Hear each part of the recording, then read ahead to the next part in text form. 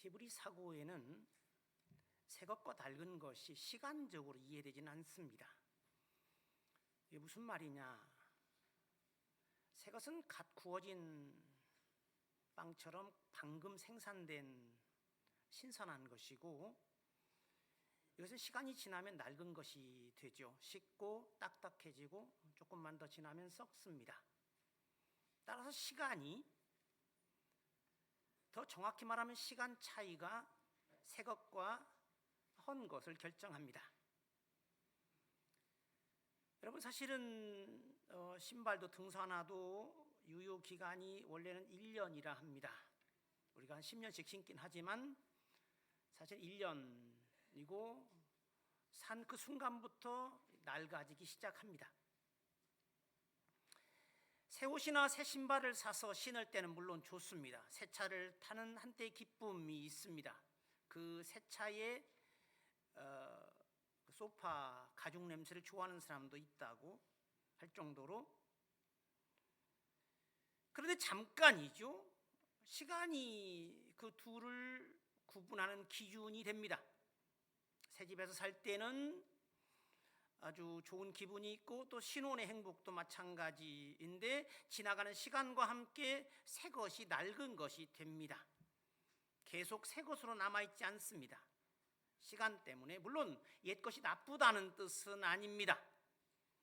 누가복음 5장 39절에 의하면 묵은 포도주가 좋다, 시간은 잊게 만드는 것이기도 하고, 또 신선함과 낯섦이, 어쩌면 새 것은 그런 것인데 이것이 시간과 함께 익숙함과 편리함이 되기도 합니다. 그러니 따지고 보면 잠깐 신선한 것을 두고 새 것이라 하기에는 좀 어폐가 있습니다. 얼마간이 새 것일까? 우리 새해 인사는 언제까지 해도 되는 건가요? 1월 달 마지막까지? 언제까지 새해 인사를 해도 되나요? 2월까지 가능하다는 얘기도 나옵니다. 지금 하면 안 되나요? 이게 며칠 남았는데 이 해가 마지막까지 새롭기를. 여러분, 신혼은 언제까지인가요? 평생을 신혼처럼 살 수는 없을까요? 모두가 동의하지 않는 듯합니다. 사실 물리적인 시간으로 보자면 새 것은 없습니다. 새 것이라고 말하는 순간부터 낡아짐의 과정에 들어가기 때문입니다. 결국 낡아지는 것이기 때문에 우리가 대하는 새 것이란 곧 낡아질 것의 이전 모습일 뿐입니다. 낡아지는 새 것, 즉 새 것은 잠시 후 변하고 녹슬고 바뀌고 썩는 것의 표면을 보는 착시 현상일 뿐입니다. 잠시 후에는 달라져 있을 그 겉모습을, 그 순간을 보죠. 예수님도 땅에 있는 것은 어떻게 표현합니까? 땅에 보물을 쌓아두지 말아라. 땅은 도둑이 훔쳐가고 또 좀이 슬고 동록이 하고, 그래서 천국에 쌓으라고 이야기를 하십니다. 말하자면 이 하늘 아래의 새 것은 사실 새 것처럼 보이는 낡은 것이 있을 뿐이고, 반복되는 계절에서 보듯이 예전에 있던 것이 다시 돌아왔을 뿐이고, 다른 것들 때문에 그것이 새 것으로 보일 뿐입니다. 새봄이 찾아왔는데 이게 새 건가요? 지난해 것은 새 거 아니었나요? 그 전에 것은 새 것이 아니었나요? 이런 모든 걸 담아내는 경구가 모든 것은 지나가리라 입니다. 기쁨도 머물러 있으면 좋을 텐데 잠시 다른 슬픈 소식에 의하여 밀려나고, 또 고난도 행복도 마찬가지입니다. 지나가는 것은 변하는 것이고 한순간도 멈춰있지 않다는 말입니다. 인생도 지나가는 나그네이고 길수원입니다. 사람이 지나가는 속도를 한 시인은 날아간다고 표현합니다. 얼마나 빠른지. 저도 빨가벗고 바닷가에서 몇 감던 때가 엊그제 같은데, 여러분들은 어떠신가요? 아닌가요? 태어나는 순간부터 죽음을 향해 달리기를 하죠. 누가 과연 이 시간을 거스를 것이며 세월을 멈춰 세울 수 있을까?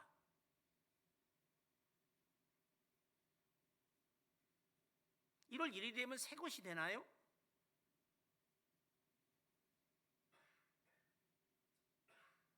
아니 12월 31일이 낡았다가 1월 1일이 되면 새 것으로 바뀌나요?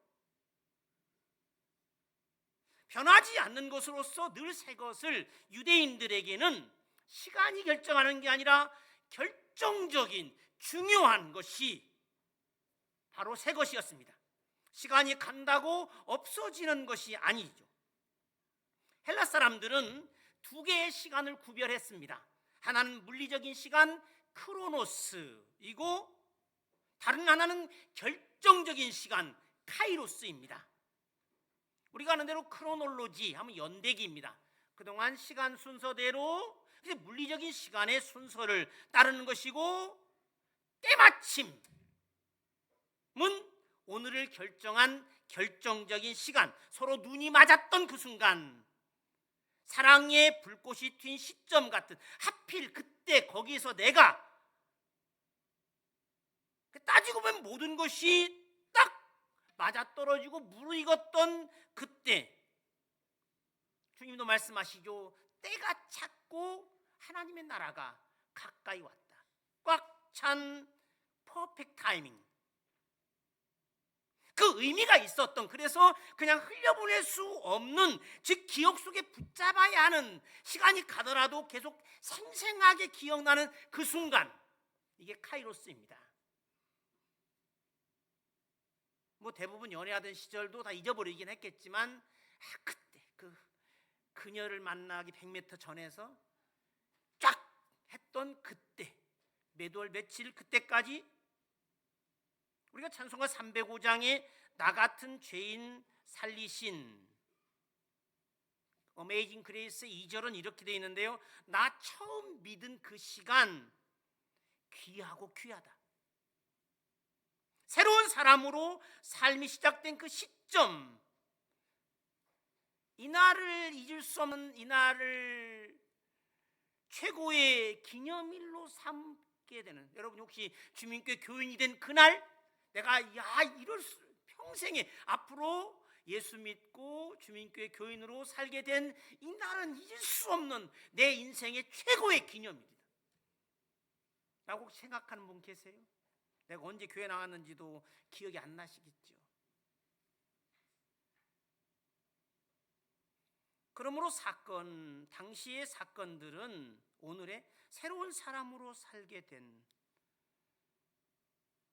히브리 사람들은 그 사건을 오늘이라고 표현하는데, 예를 들면 출애굽기 19장 1절에 보면 이렇게, 이스라엘 자손이 애굽 땅을 떠난 지 3개월이 지나 되던 날 그들이 시내 광야에 이르다.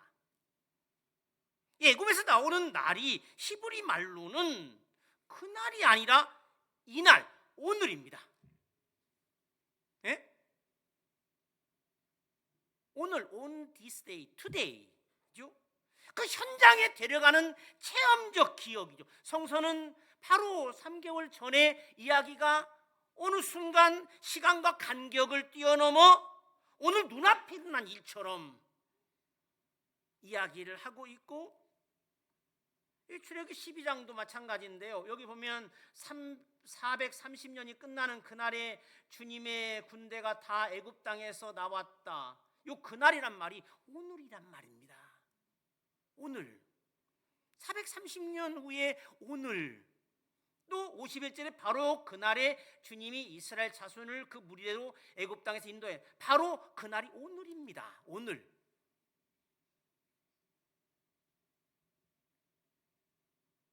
오늘 눈앞에서 일어난 일, 과거와 현재가 이어지고 예전과 지금이 분리되지 않습니다. 참 신앙은 그 안에 창조와 심판, 그 시간들을 다 담아내고 있고, 그럼 부모님의 결혼 기념일은 어떻습니까? 몇십 년 전 그날이 아니라 오늘. 왜? 오늘 내가 태어나게 된, 오늘이 나의 기여한 그분들의 사랑 이야기는 사실 이스라엘 사람들에게 조상이란 말은 아버지란 말입니다. 할아버지는 아버지의 아버지, 아버지 아버지 아버지, 아담은 아버지 아버지 아버지 한참 가는 아버지. 그분들의 일이 우리 이야기와 무관하지 않은 것이죠. 그들 때문에 우리가 생겼고, 물론 내가 첫사랑에 빠졌을 때와 결혼기념일과 같은 날도 마찬가지죠. 오늘의 나의 기여한, 나의 나됨에 기여한 그 사건이 새 것인 것이죠. 그래서 그 지금 사건이 여기서 지금 펼쳐지고 있는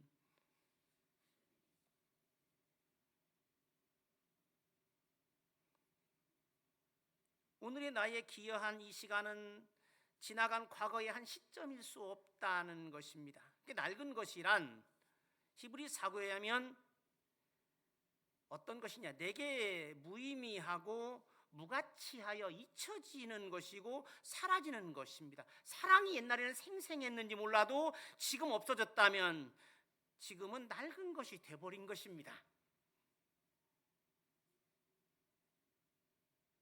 지금은 중요한 게 아닌 겁니다. 지금은 결정적인 것이 아닌 것입니다. 그것이 힘을 발휘하지 못한단 말입니다.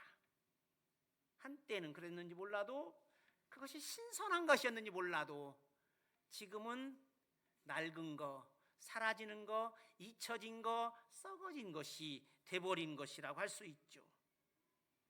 여러분이 우리가 성찬식을 할 때 기념이란, 이 아남네시스란 말을 씁니다. 이것을 행하여 나를 기억하라. 이 기념이란 말이 그것을 의미하는데, 그것은 우리를 바로 그때 그 처음, 그 시작, 그 근원으로, 그 예수가 베푸는 바로 그 만찬장으로 우리를 데리고 가는,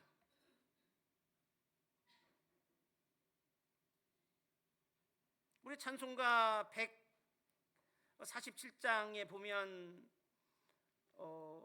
이런 찬송가 있으면, 거기 너 있었는가? 그때 주님이 십자가에 달릴 때 너 거기 있었나?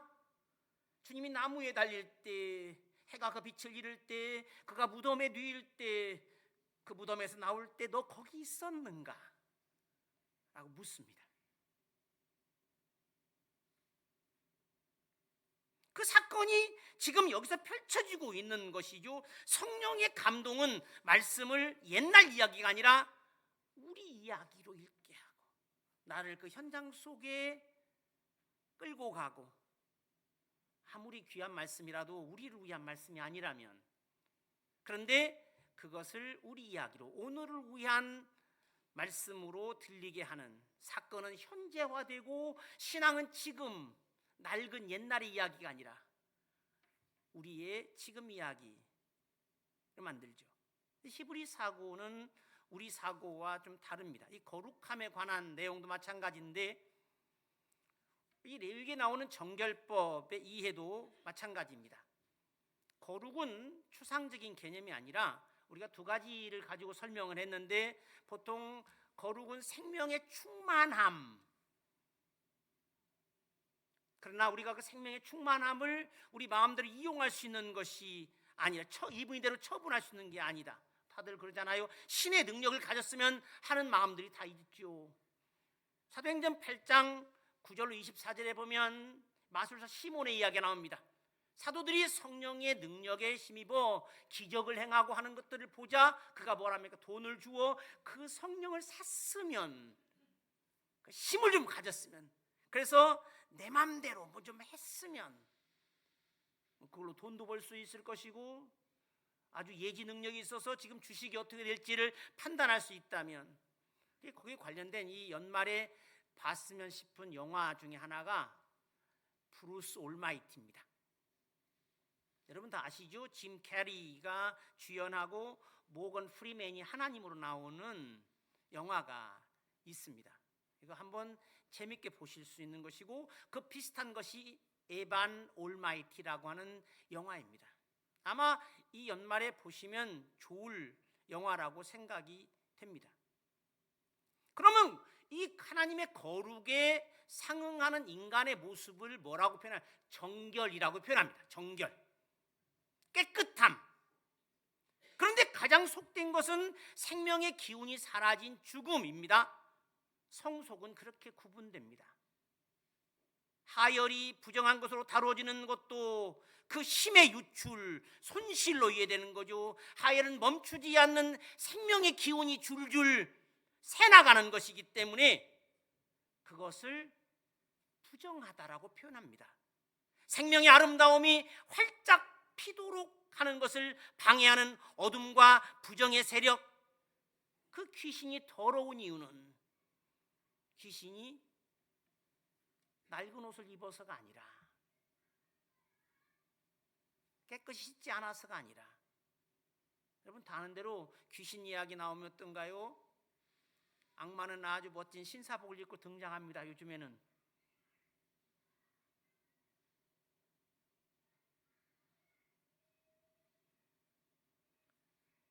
여기서 성서가 말하는, 물론 예수는 반대로 악령에 의해서가 아니라 세례를 받을 때 보셨듯이 성령이 그 위에 임하여 그 영의 사람으로 사셨습니다. 평생 그는 바람 같은 힘의 원천 영이고 잡을 수 없으나 작용하는, 내 마음대로 이용할 수 없는, 반대로 나를 붙들어 자기 마음대로 하시는 그 힘. 그래서 요한복음 3장 8절에 의하면 성령에 사로잡힌 사람은 마치 바람에 날리는, 그 바람이 이끌고 가는 대로 가는 새로운 존재가 그런 것입니다. 더 이상 썩어질 것을 추구하지 않는 새로운 존재가 되는 것. 어떻게 가능할까요? 그는 샘의 근원에 뿌리를 뻗은 나무처럼, 그래서 거기에 잎되어 있어 가뭄의 때에도 잎사귀가 푸르고 때가 돼 열매를 맺게 되듯 변화무쌍한 표면에 휘둘리지 않고 시간이 가도 변하지 않는 참된 것에 결합되어 있는 사람들. 시편 1편에 나오듯이 시냇가에 심겨진 나무가 시절을 쫓아 열매를 맺듯이, 또는 시편 52편과 92편에 나오듯이 성전에 심겨진 나무는 늘 푸르고 그는 늙어도 잎사귀가 청청하고 진액이 마르지 않는다. 어떻게? 연결되어 있으니까. 우리에게는 지혜와 능력의 원천인 그리스도 안에 있어야, 그가 우리의 주인이 되어야, 그래서 깨질 질그릇에 보배를 담아 넘치는 능력의 사람이 되는 것, 사도 바울은 그렇게 이야기를 하고 있죠. 우리가 아는 이 4장 바로 앞에 우리는 이 질그릇에 보배를 담고 있어서 심히 큰 능력이 거기서 나오고 우리에게 있지 않다. 우리가 사방으로 우겨쌈을 당하여도 쌓이지 않고, 답답한 일을 당하여도 낙심하지 않고, 박해를 받아도 버림받지 않고, 거꾸로 뜨림을 당하여도 망하지 않는다. 늘 이기는 삶. 그리스도를 입으면 더 이상 본질로 낡아지는 삶을 살지 않는다는 것입니다. 악의 유혹에 넘어가지 않고 썩어질 것을 쫓아가는 욕심과 본능의 노예로 살지 않는다. 그 하나님처럼, 이미 거룩함에 대해서 말씀드렸지만, 내가 거룩하니 너희도 거룩해라고 하는 그 레위기의 말씀에 대한 예수님의 해설이 이거죠. 너희 하늘 아버지의 온전하심처럼 너희도 온전해라. 상대 여하에 관계없이 그저 사랑하고 용서하는 사람은 태양과 비가 선인과 악인을 가리지 않듯 그저 한결같이 베푸는 하나님을 닮은 그의 자녀라는 것입니다. 어떤 경우에도 의롭고 선하게 살 수 있는 힘에 이끌리는, 그저 겨우겨우 살아가는 삶이 아니라 모자람이나 부족함이 없는 충만함 속에서의 넉넉한 삶. 그래서 요한복음에서 예수님은 늘 이렇게 말씀하시잖아요. 내 기쁨이 너희 안에 있어서 너의 기쁨을 충만하게 넉넉하게, 내 평안이 너희 안에서 넉넉하게 겨우겨우가 아니라 주께서 생명의 길을 내게 보이시리니 주의 앞에는 충만한 기쁨이 있고 주의 오른쪽에는 영원한 즐거움이 있나이다. 그래서 이 새 것은 옛 것을 밀어내는 힘을 갖고 있습니다. 이 덮어버리는, 그래서 옛 것을 생각나지 않게 하는 그 힘. 지금 행복한 사람은 과거의 불행을 떠올리지 않습니다. 지금 신이 나서 방금 전에 무엇 때문에 내가 지루했었는지 잊어버립니다.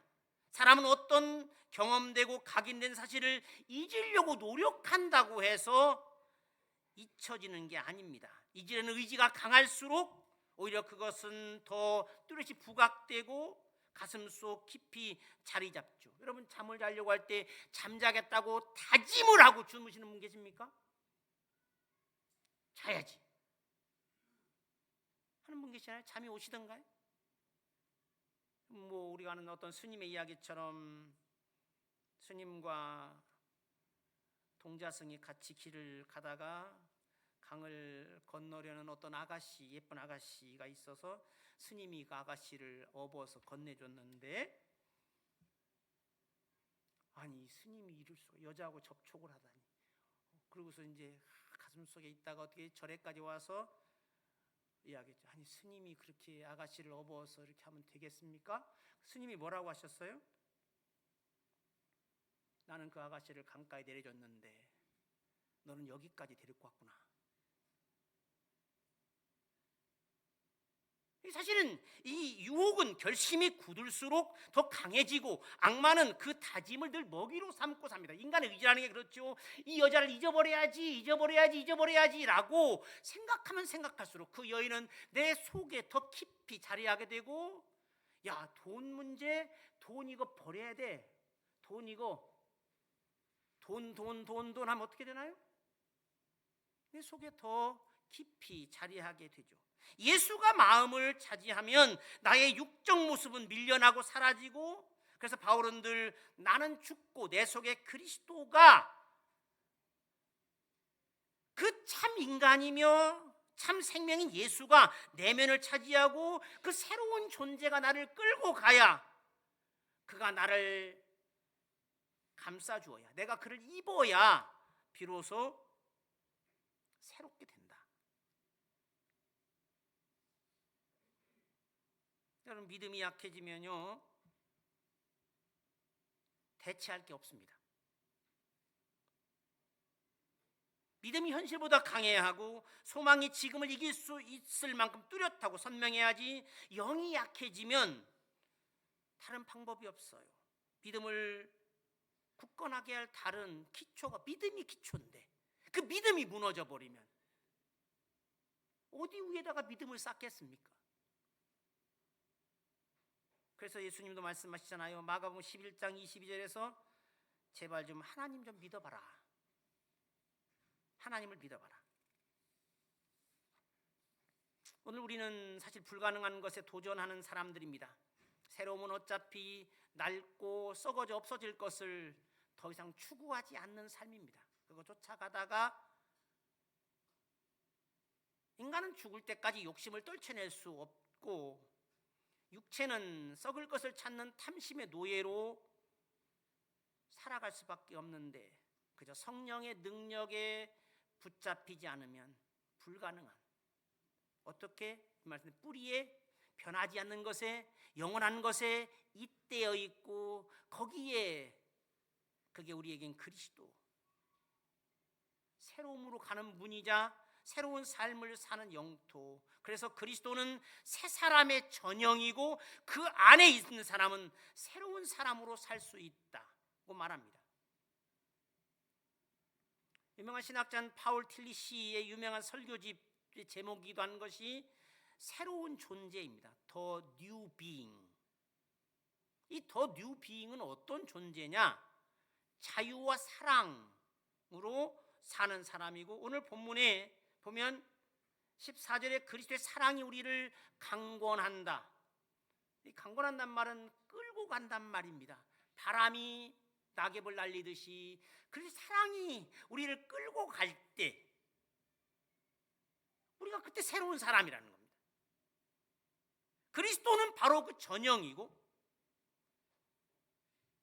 그래서 많이 용서받은 사람으로서 생명의 원천인 하나님과 늘 소통하며 거기에 뿌리를 뻗은, 그래서 그 영생과 부활을 지금 현실로 사는 사람들, 그리스도를 입고 살면 가능하다. 세월은 되돌릴 수 없죠. 그러나 신앙 안에서 그 시간은 더 신선해지고 새로워지고 거듭나는 기회가 되고, 바울은 이를 본문 바로 앞에서 설명합니다. 본문 바로 앞에 4장 16절부터 그러므로 우리가 낙심하지 아니하노니 우리의 겉사람은 낡아지나 우리의 속사람은 날로 새로워지도다. 우리가 잠시 받는 환난에 경한 것이 지극히 크고 영원한 영광에 중한 것을 우리에게 이루게 함이니 우리가 주목하는 것은 보이는 게 아니고 보이지 않는 것이니 보이는 것은 잠깐이고 보이지 않는 것은 영원합니다. 썩어지는 육체의 소욕을 거슬러 살아가는 것이 그리스도의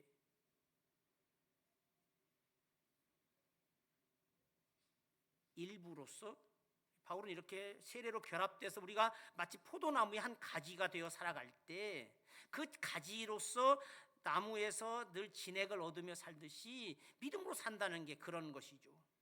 보이는 표면이 아니라 진짜 샘의 근원에 뿌리를 뻗은 나무로서 자신 안에 모신 참 생명, 참 보배인 그리스도가 드러나고 그리스도가 살아있게 하는 것, 부디 그 샘터에 연결해서 늘 신앙이 그렇지만 하늘의 빨대를 꽂고 늘 신선하고 항상 새로운 사람으로 살아갈 수 있기를 주님의 이름으로 축원합니다. 하나님 아버지 감사합니다. 지나온 시간을 되돌아보게 되는 올해 마지막 주일입니다. 세월은 이렇게 빠르게 흘러가고 우리 인생도 홍수에 휩쓸려 가듯 순식간에 지난 시간들입니다. 주님은 그 중에 우리와 함께 계시어 우리 삶의 안전과 풍요로움이 되어주셨고 우리와 동행하시고 인도하시어 우리의 인생이 천국을 향해 가는 값지고 보람된 여정이 되게 하셨습니다. 항상 편한 것은 아니었고 때때로 마셔야 했던 쓴 잔도 있었지만 우리로 하여금 생명의 뿌리인 주님과 결합되어 살아가도록 도우셨고 늘 지치지 않고 당당하게 오늘에 이르게 하신 것 감사합니다. 은혜로 돌보시어 주님의 보호 가운데 우리가 주님의 백성으로서 주님의 의의 무기가 되어 살아갈 수 있도록 도우셨습니다. 세상의 빛과 소망으로 기능하게 해주셨고 소외되고 불행한 이들에게 참 삶으로 오는 징검다리가 되게 해주신 것도 감사합니다. 우리 주민교회가 있음이 이 성남에서 그리고 대한민국에서 참으로 다행이고 자부심이 되게 해주셨습니다. 애쓰고 수고한 모든 이들에게 복을 내려주시고 무엇보다도 우리가 주님의 포도원에서 일할 수 있었던 것에 감사하며 우리의 남은 날들, 남은 달들 또 새로운 해에 복을 주시어 흘러가고 소멸되어가는 표면 넘어 늘 주님과 연합한 자로 살게 해주시고 그래야 우리의 인생이 영혼에 잇된 것이 되게 하시고 우리의 우리가 역사의 길이 남을 천국 하나님의 호적에 기록된 이름들이 되게 하여 주시옵소서. 예수 그리스도의 이름으로 기도하옵나이다.